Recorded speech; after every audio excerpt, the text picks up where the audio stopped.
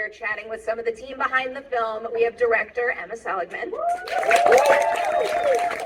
We also have producer Max Handelman. And producer Alison Small. Yet again, congratulations. I can't stop watching your movie, and I look forward to the day when people watch it enough that they quote it over and over and over, because that's the path this feels like it's going down. Thank you. I mean it. Max and Alison, I want to come your way first, specifically to talk about Brownstone Films. When you first saw this script, why did you think Bottoms would suit the filmography you're building over there? But then also, what is it about Bottoms that, you know, might push the company and its initiatives forward a little more? Well, heavy question. Hey guys, it is bright. And by the way, thank you, Alamo. It's great to be here. We actually did a similar screening like this for Cocaine Bear, so it's some fun deja vu. And to your question, you know, for me, and Alison can certainly speak to herself, you know, I think we really responded to Bottoms just because it felt so distinct. We really try to focus on things that feel distinct and are not just your typical film. There's a lot of joy in the movie, which is something that Elizabeth in particular always focuses on. She wants people to have fun and for it to be joyful, even if our characters are in plight, you know, in jeopardy or doing terrible things. There's always a sense of joy in what's happening. So, you know, when we think about Bottoms with respect to Cocaine Bear, Pitch Perfect, Charlie's Angels, on one level, they're all pretty different movies, but there is a kind of a similar tone to them that is just weird and wild and distinct, and that's what we're really proud of. Yeah, I mean, I would also add that a lot of it was about Emma, you know? I think that, like, we're attracted to working with people who are doing something totally unique and who are, like, really talented and who are, like, great people. And we saw Shiva Baby, and I think it just kind of blew us away, and it was like, you know, what is she doing next? Like, we have to be in business with her. And then, you know, she sent the script for Bottoms over, and it was like the funniest, smartest thing, you know, I had read in a long time. So the idea of working with this super talented filmmaker who had done something like, you know, pretty different, who had written this script that was so impressive, I think was just really exciting to us to be able to work with her and to be in business with her. All right, Emma, now I'm going to give you an opportunity to throw some compliments back their way, because it is a really special thing in this industry when you find producing partners who are there to support your vision and your voice, and it seems like you found the right team. So what is something about the director-producer partnership here that you hope you get to experience more of in the future, and maybe more directors out there as well? Definitely, yeah. I mean, I think that, you know, Rachel and I wrote this a long time ago, and no producers understood what we were trying to make. And everyone was like, that's so cute. But we would send them the script after, like, I don't know, like soft pitching it in a meeting or whatever, meeting new producers. And then I think they'd be like weirded out by the tone and, you know, didn't understand how sexual it was going to be.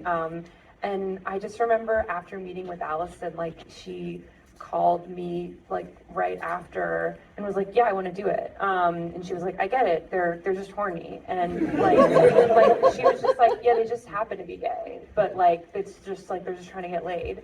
And I was like, yeah, exactly. Like there was no sort of like specialness about the fact that it was queer. Like it was just like they're just losers, you know. And I think it was like, you know, so exciting to like have like a producer, you know, with so much experience, like want to jump on board so quickly, who just like understood it so well. And that felt really nice. But then in terms of like looking at Brownstone and Elizabeth and everything that they've done, like, and since sort of starting from that point and getting to know like Max and Alison and Elizabeth more, like it's just so cool, like having a production company that's made such weird, fun stuff that also really supports female directors. And like it's been really cool to have one of our producers be like a director in her own right and who's done so many different comedies, you know what I mean, and has like worked with so many different amazing comedic directors, but who also like encourages like female directors to not be afraid to go commercial and go big and make something broad and for everybody. And also just like is a director, because that's always helpful when you have like a producer who's a director who can like help you use both parts of your brain. But it's been awesome. Like all you can hope for when you're making something is that you have producers who want to make the same movie that you're making, you know what I mean? And there was no point where anyone, you know, from Brownstone was like, well, like, should we tone this down or take that out? Like it was like from the beginning until now, we were all on the same page about how raunchy and how queer and how weird and how bloody it was going to be. And like no one, you know, from Brownstone or Orion was like, well, now it's sort of slipping into weird territory. It was like, you know what I mean? Sometimes like I feel like things change along the way and you're like, no, we were from beginning to end, we got it. So it was so for like my first studio movie, like it was like working with Brownstone was like a dream. Like it was incredible. I love everything you said. More of that for all three of you, but also for this whole industry in general. I want to ask one specific question about the script based on something I heard you say in a different interview, because I think you had been working on this since 2017, and I know a big deal for you was to have the core characters feel like heroes, and they do in the finished film, but I heard in an interview you mentioned there was one point where you considered making them literal superheroes with superpowers, and now I need to know, what did that look like, and what were their superpowers? That was, unfortunately, that was never like something that Rachel and I played with in terms of like actually pursuing that. There were different drafts of the script where certainly their obstacles were wilder, and there were other elements. Like I remember at one point way back when there was a draft where like the football players were taking these weird steroids that like made them like even more misogynistic and weird and crazy and like I don't know. There was like a lot of different roads this script went down, but we didn't explore the superhero one. I just was thinking about some of our references where like that were superhero movies like Scott Pilgrim or Kick-Ass, and I just wondered sort of like maybe they're heroes, but then it got too crazy, so no. Yeah. Well, that's when you back pocket the unused ideas and you apply them to another film in the future. Yes, thank you. I have to highlight your cast here. Big question. So I know obviously you wrote the script with Rachel, and you wrote that particular role for Io, but for the rest of the ensemble, which character was the easiest to cast? Where like the perfect person magically appeared, but then I want the opposite, the role that was the most difficult to find the perfect fit for?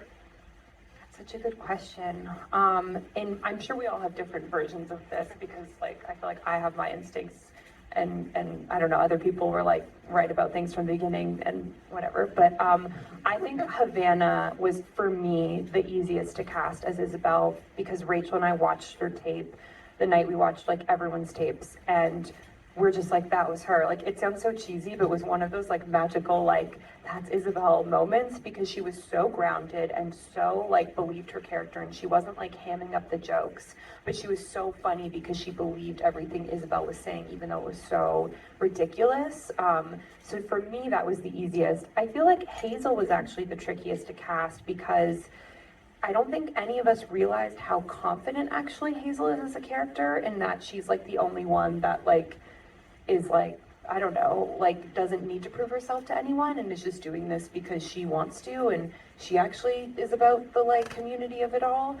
And I think it was tricky because we were casting girls and sort of hoping to find some perfect nerdy person, and when Ruby came along I was like, she's too cool, like almost for Hazel, do you know what I mean? And then eventually we were like, no, this is perfect. But that's what's so cool about casting is like the character obviously changes when like the perfect actor comes in and you're like, actually this is like what it's meant to be. We had wonderful casting directors as well, so I don't know, how did you guys feel? I'll give maybe a little more controversial answer. To me, well actually for Elizabeth and I, because I remember when we heard the idea, the easiest casting choice was Marshawn Lynch. When we heard Marshawn Lynch for the coach and PE teacher, it was just such a wild idea. It was so, you're just like, Marshawn Lynch in this movie, that makes no sense, and that's kind of awesome. So that's, often when we're looking at casting, we very often try and think of actors who just will surprise you and don't feel like they necessarily belong in the movie. and that's really fun. So that was instantaneously when we heard Marshawn Lynch, it was, yeah, let's do that. I mean, I think for me it was Nick, actually, who plays Jeff. His audition was just like, yes, that's Jeff. Like, we don't need to see anyone else. He's perfect and amazing. And I agree, Ruby, because Hazel, you know, was always kind of trying to figure out with the script, like, what exactly Hazel's angle was. And I think, like, Ruby really kind of, like you said, sort of unlocked that when we cast her. We didn't maybe totally know. There's such like an infectious purity to that character that it's hard not to love her. It's impossible not to love her. It feels like an unfair question to ask because there's probably so many answers to this. But can each of you give me an example of a time when an actor's own surprising creative choice or improv beat just, I guess, caught you by surprise and maybe made you think like, what are they even doing? But this is pure gold. I love it, and we have to keep it.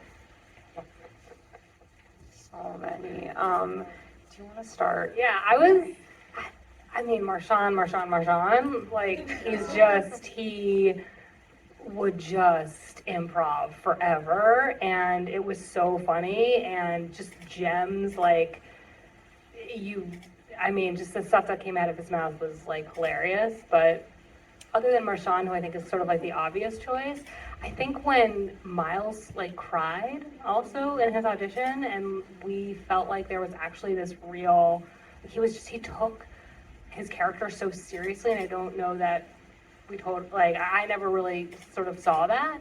I think he brought like a real kind of like twisted empathy to that character that was, you know, really interesting. I'll give another random answer. The actor who really surprised me was the principal. He was local casting, right? And I always love when you're, you know, so often we obviously leave Los Angeles and shoot films in the U.S. or outside the U.S. and you're inevitably casting a certain part of your cast locally. And you know, it's very often a mixed bag where you sometimes get, you know, it's rough and it's not great talent. And every so often you find like these great local actors that come in and, you know, they get a chance to be in like a quote unquote real movie, like not very often. And they're working with, you know, fancy LA actors. And for whatever reason, every time the principal came on screen, particularly in his office when he's just berating like a maniac, Rachel and Io, it just makes me laugh because I just feel like that guy is just like, he's just going pure adrenaline. He's just, you know, that just felt like a very real instinctive performance because I don't think he necessarily knew any different. I think that for me, it maybe is an obvious sort of answer, but Io improvised so much, and so much of it is in the movie. I think that the thing that probably surprised me the most or caught me off guard was her whole Mathieu monologue about like their future together in the church. She improvised all of that. There wasn't like one word of that was in the script. And in fact, I just sort of looked at my sides and was like, okay, like as we were shooting it. So that surprised me the most, and we kept that in. And then I think, like, to your point with local actors, like Summer Joy Campbell, who played Sylvie, was also so incredible. And I remember, like, we always wrote the, like, yes, clean slay, like, into the script. But, like, she really went for it, take after take after take. And I would be like, are you okay? Like, we can pause. And she was like, no, I'm fine. And, like, she just had her little green tea. To keep her voice going in between. But that really surprised me, yeah. It's a great example. Here's another hard, very specific thing for you to pinpoint from memory here, but can you give me an example of a time when something an actor did inspired you to change your framing choice, or maybe even something in the edit? I have a couple things that come to mind, but I don't know if it's pre-planned. Yeah, wait. The one thing that I think about often every time, I've seen this movie too many times, but still not enough, the scene where Josie tells Havana about Jeff cheating on her, and you hold on her a real long time, and I don't know how you plan all those facial reactions, so it feels to me like that had to have been an improv moment. I remember it took us a minute. We were shooting that at like 4 a.m. in a diner, and like there was like, it smelled weird and everyone was so tired and I was like getting dizzy, and the two of them were getting loopy, like Io and Havana. They were just, and that was like our last take of the whole night, was like Havana reacting to the finding out that she's being cheated on. I don't know how that happened, but we were like less like laughing this time, or I can't remember, and that somehow it turned from like, it went her laughing into crying, and everyone on set, even people who were like not paying attention earlier, were like, that was it. And I don't think it was just because everyone was tired. It was like so brilliant, because you're trying to process like, okay, this is a comedy and it's absurd, but how does it look realistic that she's like taking in that she is being cheated on? Do you know what I mean? And then react in real time, but still make it funny. Do you know? And so she just sort of did that, and yeah, that wasn't planned, and it worked. Yeah. I can't explain how any of that works properly. It's a math equation that my brain can't compute, which is why I sit here and you sit over there. A silly question about the cast for all three of you. Let's say you had to fight one member of this ensemble. Who is the last person you would want to go up against? Ruby, just because she had so much training coming from Willow. Like, she had the best stunt training, and she sort of, at least from what I heard, outdid everybody in their little boot camp that they did. So probably Ruby.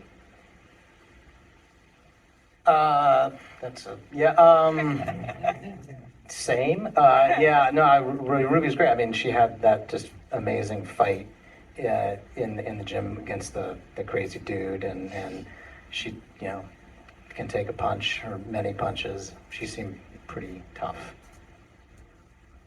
No, so boring. Like she really nailed the fight. Yeah. I will say I was always struck by Kaia Gerber when she would punch. She just had these very kind of like scissor-like punches that seemed like they would really hurt if they connected in real life. Yeah, character-wise, I probably wouldn't want to fight Brittany.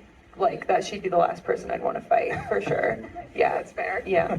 I don't want to move on from the cast without talking about your collaboration with Rachel, because the two of you have worked together and known each other for a really, really long time, but can you maybe pinpoint a layer of that collaboration that had to be added specifically for Bottoms that you'll be able to carry on into the future? Yeah, I think like feeling really comfortable with a co-writer or with like a producer that you're writing with or whatnot, in that like at a certain point, especially for women, you have to give up being like nice about it or whatever. So you have to like pitch ideas and then be like, no, that doesn't work, and like not be afraid to like hurt someone's feelings. And then I feel like we continued on with that when we got to Alison's house. Like it was like, I don't know, like it was a year of lockdown and doing it via Zoom. And then once we got out of lockdown and I moved to LA, we were like at Alison's house all the time doing like rewrites of the script, like with notes like we were getting from the studio. And it just became so much easier versus sometimes when you give notes, like you give the like sandwich note or whatever, where you're like, I really, really, really love this, but one thing I would change is maybe this, but don't listen to me because I don't know anything, so I gave that up. But I know it sounds so silly, but like it was really lovely working with someone you're so close with and just feeling like you can pitch anything and it's no bad ideas. I feel like I'm not going to forget the idea of a sandwich note now, and I'm going to be saying that to someone and stop myself mid-sentence and like trail off. Big, broad question for all three of you, because I want to highlight every single scene in this movie. Sadly, we don't have time. Can you maybe tell me which scene intimidated you all the most, where you thought you would have your work cut out for you most going into production, and then ultimately was that the toughest scene of the bunch, or did another one catch you by surprise? I think the end, like it took weeks, and I think that it wasn't necessarily like easy, but I think because we took so much time to prep it, like especially with our cinematographer Maria, like we knew exactly what we were doing, but that was hard to break down, but the hardest part was preparing for it. then when we were doing it, it was just about trying to get through the night, we were shooting in the late spring, the nights were getting shorter and shorter, so it was like trying to get everything we could before the sun came up. Yeah, and then other scenes that you think are so simple and you don't plan for as much end up taking you by surprise because you didn't spend all your time prepping in detail. Do you know what I mean? Like a simple classroom scene where there's like a gajillion characters, you know what I mean, all talking to each other, and you're like, wait a second, like, how is this supposed to go down? Yeah, at the end. Yeah, I mean, I would agree. Fight scenes are always extremely difficult for a variety of reasons, but one, because everyone in the world has seen fight scenes, so there's immediately a fairly high bar you have to kind of clear for it to be a real fight scene, and then you also need to calibrate how much or how little do you want to have in the fight. You know, too much punching and kicking gets boring and old. Too little seems like you kind of didn't shoot the entire scene. So finding that balance is really tough. Yeah, and also the elements that we had to deal with that week, even if it was perfect weather, it would have been really challenging, but we were in New Orleans and we had like this one day that was so hot that like I thought everyone was gonna pass out, and then we had rain and we had lightning, and it was just all kind of piling on. Yeah, we had really bad luck. Yeah. There was a lot of sort of natural, like, nope, not tonight. When you're like, wow, just weeks of planning just for 6 hours to be taken away from us. Yeah, or we'd spend all day like redoing the schedule to fit something in because we had to change it. Yeah. And then it would rain. Yeah. I'd also heard about termites. Was that a major problem for all of you? The flying termites, yeah.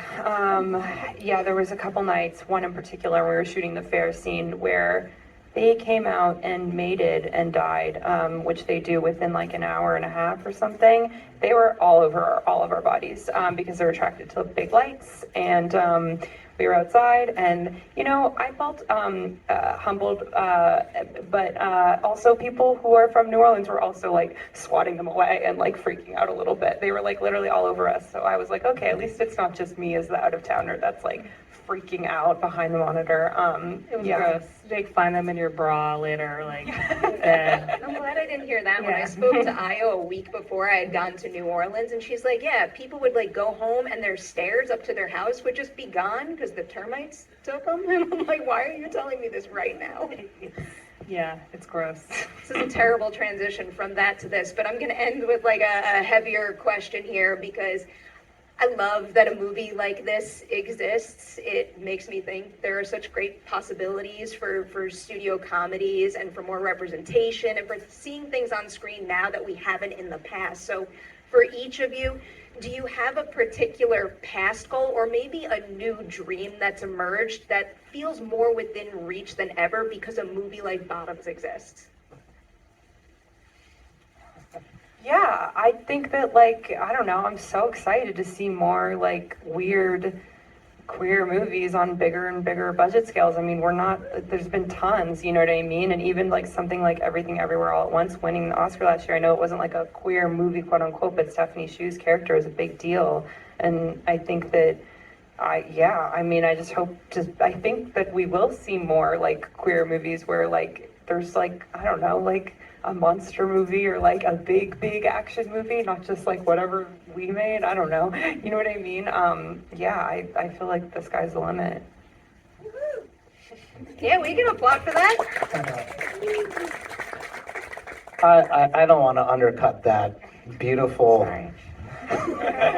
testimonial from Emma, which is very inspiring with my typically cynical producer jackass kind of attitude. So that was beautiful. I think we should leave it. I'm going to pass because you don't want to hear what I have to think.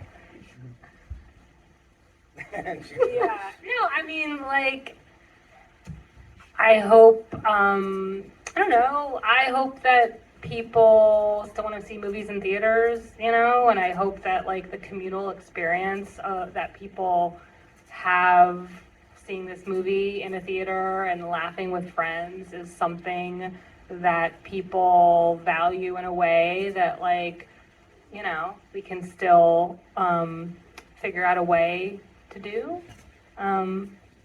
Yeah. That's a more optimistic way of answering I the think question. it's happened. I don't Yeah. know. I'm Yeah. feeling good. I feel. That's what's most important. It looks like it's happening right now. Yeah, I feel like people are we're here. on a good path, in part thanks to this movie right here. Thank you. Congratulations on Bottoms, and thank you all for being here Thank you so much tonight. for coming. Big round of applause for our Thank you. Yeah. For doing this.